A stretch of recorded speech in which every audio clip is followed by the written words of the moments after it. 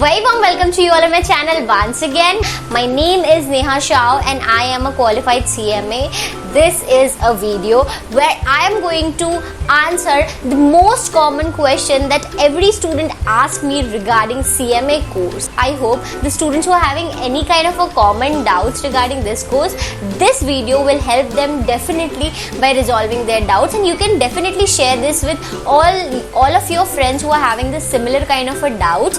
And please like the video and also subscribe to my channel. So let's begin the video without wasting any time. The first most common question that most of the students ask me regarding CMA articleship is, ma'am, can I do articleship in CA firm? So the answer is yes, a big yes.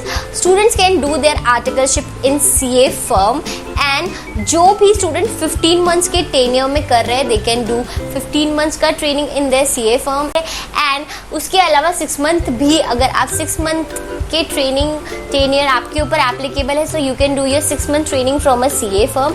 And इसके अलावा आप ऐसा भी कर सकते हो कि you can complete half of your training from a CA firm and thereafter you can join any organisation, CMA firm, wherever you want to go for completing your CMA training, you can go. Second most common question relating to training the student asked me is, ma'am, when can I start my CMA training? So the answer is, the time you take registration in intermediate of CMA course, you are eligible to start your training. So ऐसा कोई compulsion नहीं है that you have to clear your intermediate examination to start your training. So ऐसा कोई compulsion नहीं है, आप जैसे इंटर में रजिस्टर करते हो वैसे ही आप स्टार्ट कर सकते हो. But my suggestion would be to clear your intermediate and thereafter you should start your training, because this will help you to understand what you are going practically when you have already read about it. You can correlate things very easily, and that will also help you in your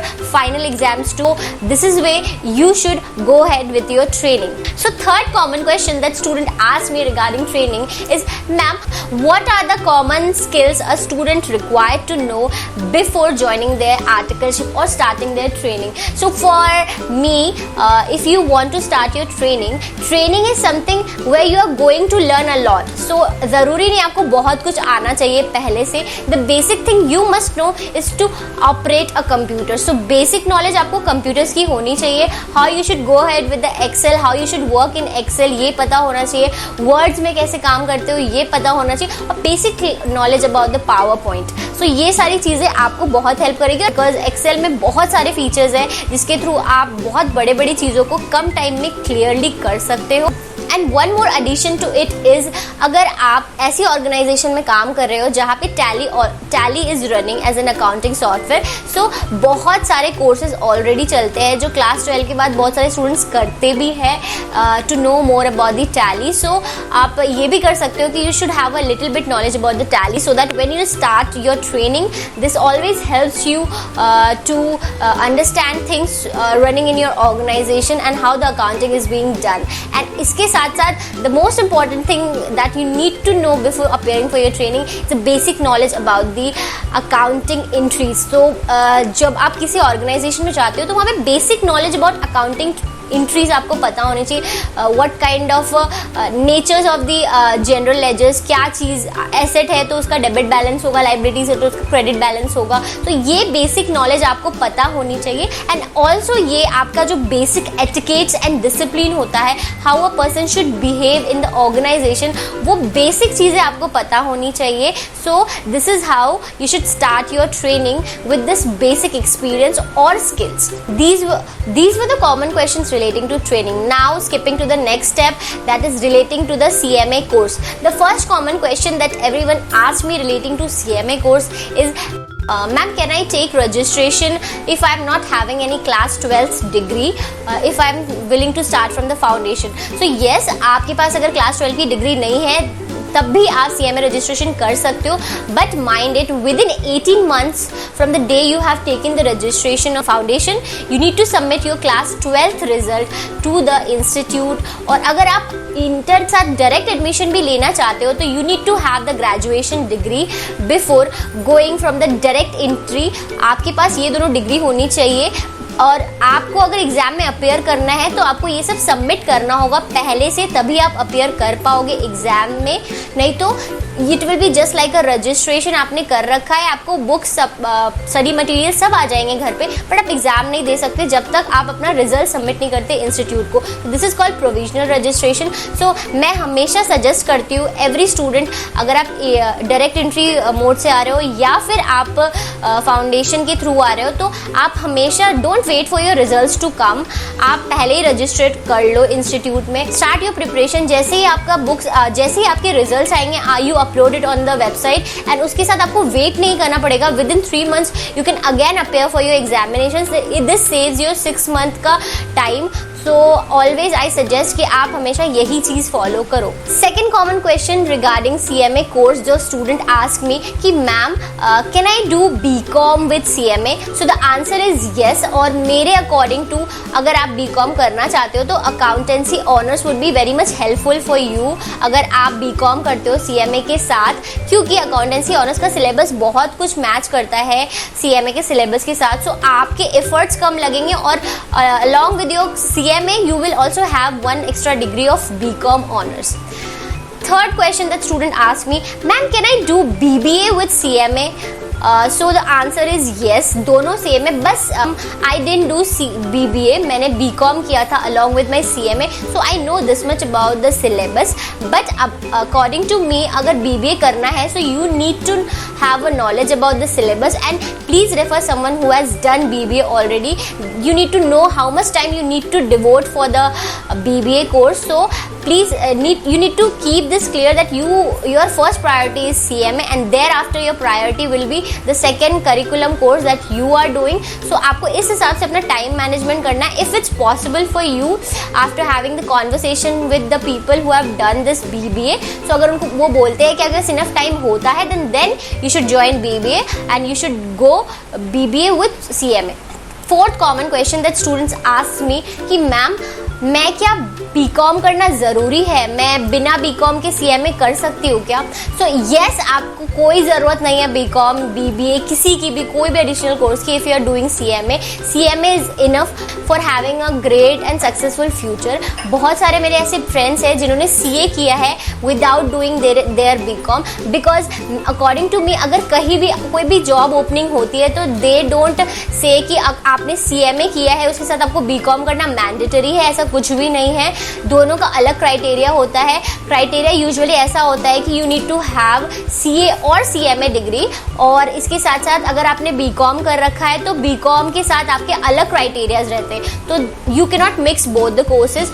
सो आपका CMA will be enough, आपको BCom या BBA degree की किसी की ज़रूरत नहीं है.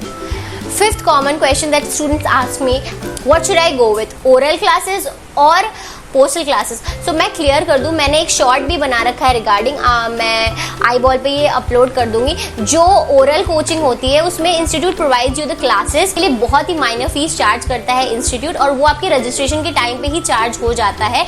सो postal में क्वेश्चन पेपर्स होते हैं, वो आपको हैंड रिटन लिख के इंस्टीट्यूट को सबमिट करना पड़ता है. सो ओरल में आपको क्लासेस मिलते हैं, उसके साथ साथ एग्जाम्स भी कंडक्ट होते हैं, that you have to perform and write it down by yourself. So यही डिफरेंस होता है ओरल एंड पोस्टल में. सो अकॉर्डिंग टू मी अगर आप प्राइवेट ट्यूशन ले रहे हो तो डेफिनेटली आप पोस्टल लीजिए, लेकिन अगर आप सेल्फ स्टडी करना चाहते हो तो oral will be the best option for you, क्योंकि आपको इंस्टीट्यूट के लोगों से भी पता चलता है कि what are the things you need to study, and basic knowledge about the subject आपको मिल जाता है. एंड यूट्यूब इज इनफ, बहुत कुछ यूट्यूब में भी कंटेंट्स अवेलेबल रहते हैं, एंड इंस्टीट्यूट मैथ्स भी आपको रेफर करते हैं, और ओरल क्लासेस में इंस्टीट्यूट मैथ्स से ही पढ़ाते हैं. तो सबसे अच्छा एडवांटेज ये होता है कि ओरल क्लासेस में आपको इंस्टीट्यूट मैथ फिर से नहीं पढ़ना पड़ता दूसरे टीचर के मैथ के साथ. सिक्स्थ कॉमन क्वेश्चन जो स्टूडेंट्स पूछते हैं बिफोर ज्वाइनिंग CMA कोर्स कि मैम CMA में क्या मैथ्स लगता है, because my maths is too weak.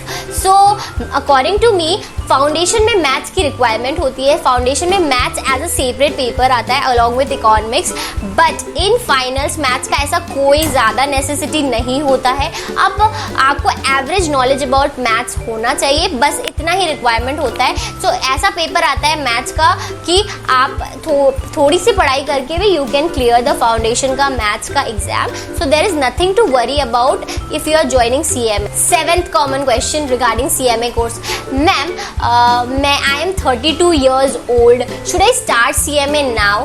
So of course age कोई लिमिट नहीं होती CMA में। You can start your CMA at any time wherever you feel like you want to start a course, you want to get successful in this particular commerce field, so you can start your CMA। बस यही रहता है कि जब आप एक certain age के बाद कोई कोर्स स्टार्ट करते हो तो आपके एफर्ट्स ज़्यादा लगते हैं उन चीज़ों को करने के लिए। सो ऐसा कुछ नहीं है। I have seen many of the people, they have did MBA already and later on they found that they should go also with CMA, so while doing their job they have did CMA and at the time they might be around 28। so ऐसा कुछ भी नहीं है, कोई age limit है। Any time you can start your CMA। This is a common question that is being asked from the people who have cleared the CMA। तो उनका question ये रहता है कि ma'am will it be better to do CS after CMA?